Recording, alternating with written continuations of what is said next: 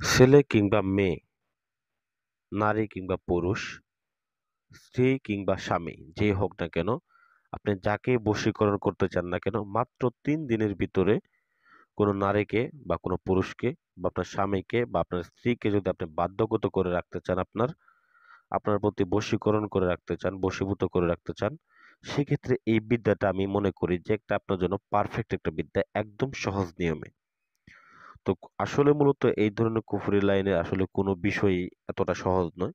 সহজ হলেও এটা মানে কঠিন থেকে একটা সহজ একটা কাজ, কঠিনের থেকে একটু সহজ।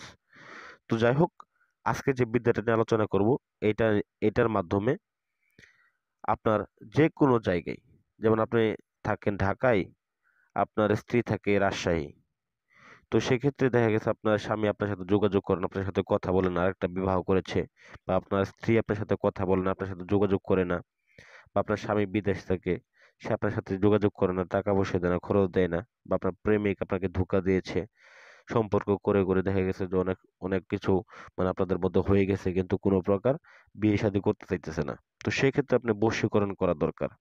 তো বশীকরণ করে তাকে আপনি বিবাহ করবেন বা বাধ্যগত করবেন, বা তার সাথে মেলামেশা করেন, যাই করেন না কেন, এই কুফরি বিদ্যাটার মাধ্যমে আপনি তাকে করতে পারবেন, সবকিছু করতে পারবেন। তো এটা আমি চ্যালেঞ্জ দিলাম, ঠিক আছে, এই বিদ্যাটার মাধ্যমে সম্ভব। তো আমি এই চ্যালেঞ্জটা শুধু আপনাদের না, পুরাই বাংলার মাটিকে, বাংলাদেশের প্রত্যেকটা মানুষকে আমি চ্যালেঞ্জ দিলাম, এই বিদ্যাটার মাধ্যমে আপনারা যদি কাজের ফলাফল না পান, তারপর আমাকে জানাবেন। স্ক্রিনের ভিতরে নাম্বার দেওয়া আছে। তো যাই হোক, এটাকে কিভাবে করবেন, কোন সময় করবেন, পূর্ণাঙ্গ নিয়ম আমি বলে দিয়েছি। এটা করার সব থেকে উপযুক্ত সময় হচ্ছে সকাল সকাল, একদম সকাল